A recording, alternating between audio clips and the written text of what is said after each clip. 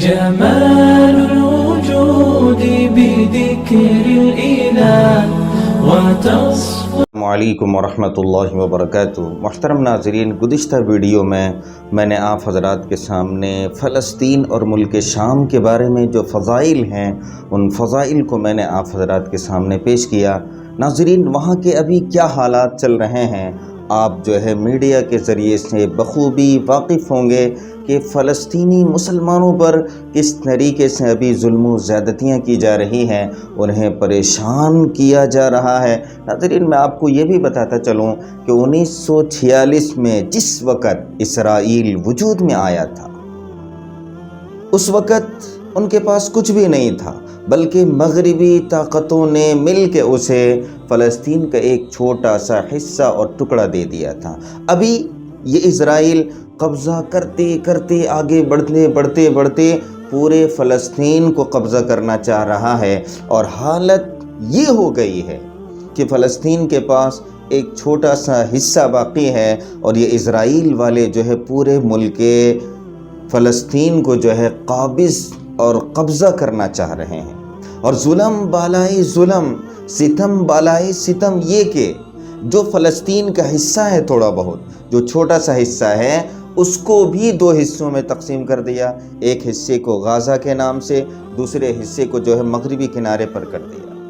اب یہ جو غازہ والے لوگ ہیں، جس طریقے سے ہم لوگ کمپاؤنڈ کرتے ہیں کہ کوئی چیز اندر داخل نہ ہو سکے، تو غازہ والوں کے اوپر یہ اسرائیل والے لوگوں نے کیا زیادتیاں کی، کیا ظلم کیے کہ ان کو جو ہے باؤنڈری وال جیسے جیل کے اندر رکھتے ہیں نا، کہ کوئی اندر نہ آ سکے اور کوئی باہر سے اندر نہ جا سکے، اس طریقے سے ان کے لیے سرحد بنا دیے، اور بڑی بڑی کیلیں اور لمبی لمبی تاروں کے ذریعے سے سرحدیں قائم کر دی گئی، اور دیواروں کے ذریعے سے جو ہے باؤنڈری وال کر دیا گیا کہ کوئی بھی بندہ اندر نہیں جا سکتا اور کوئی بھی بندہ جو ہے باہر نہیں آ سکتا. اور یہ اسرائیل کے لوگوں نے اپنے فوجی دفاتر اندر میں قائم کر دیے کہ پورے یہ جو فوجی لوگ ہیں یہ تمام لوگوں کی نگرانی کرتے رہے. محترم، کہنے کا مطلب یہ ہے کہ ایک طرف تو یہ اسرائیل بہت، اس کے پاس ساز و سامان ہے، ساری چیزیں ہیں، اس کے پاس زراعت ہے، تجارت ہے، ٹیکنالوجی ہے، بہت سارے مارو دولت ہے اس کے پاس. اور ایک طرف بیچارہ فلسطین کے غریب مسلمان جو آج تقریباً 70-80 سالوں سے ان کی ظلم و زیادتیوں کو جھیل رہے ہیں، برداشت کر رہے ہیں.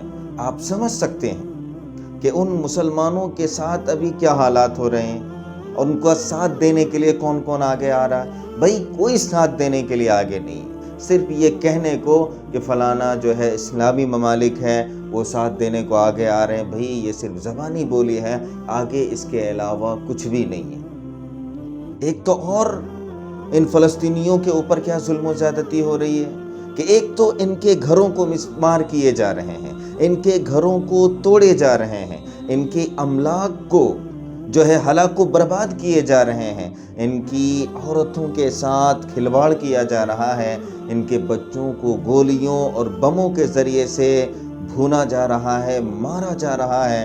دوسری طرف مزید ظلم یہ کہ اسرائیل کے اندر جو ہے یہ یہودی لوگ جو ہیں یہ اپنے دنیا میں بسنے والے تمام یہودیوں کو اپنے پاس رہنے کی دعوت دے رہے ہیں، اور جان کے اعتبار سے، مال کے اعتبار سے، پراپرٹیز کے اعتبار سے، ہر اعتبار سے جو ہے ان کی امداد کر رہے ہیں، ان کی مدد کر رہے ہیں.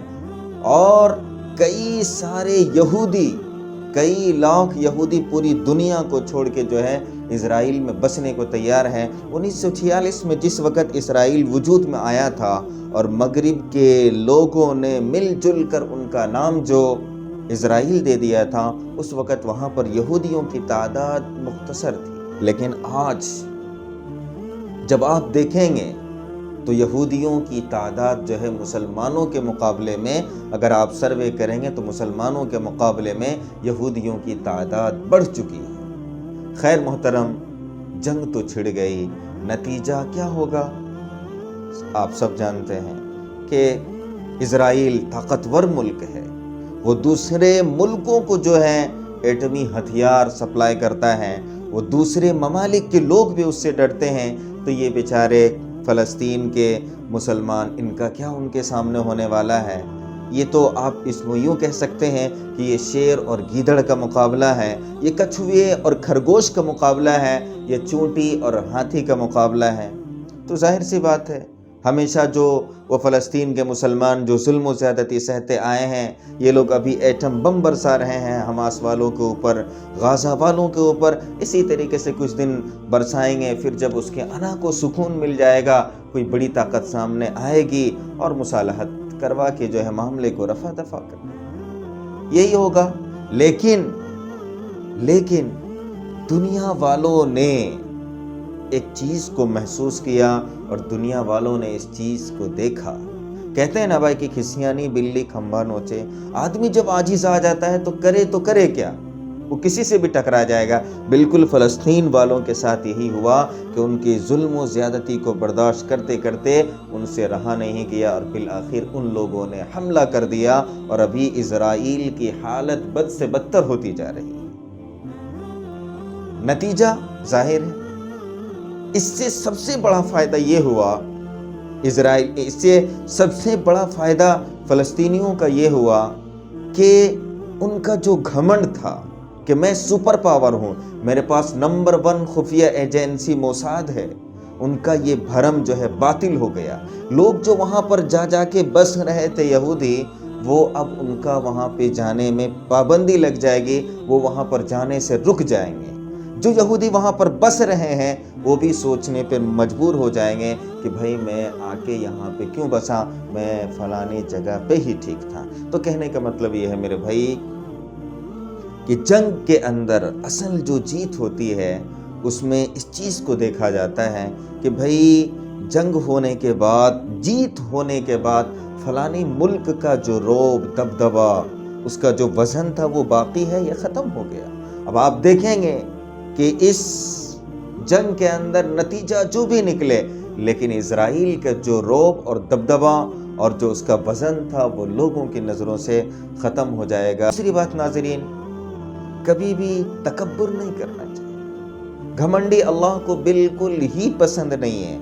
کبھی کبھار چوٹی بھی جو ہے نا ہاتھی کو موت دے سکتی۔ بالکل چوٹی اگر ہاتھی کے سونڈ میں داخل ہو جائے تو ظاہر سی بات ہے کہ ہاتھی کی موت ہو جائے گی۔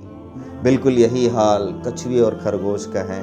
کبھی بھی خرگوش کو اپنی چال پہ اترانا نہیں چاہیے۔ کبھی کبھار جیت کچھوے کی بھی ہو جاتی ہے۔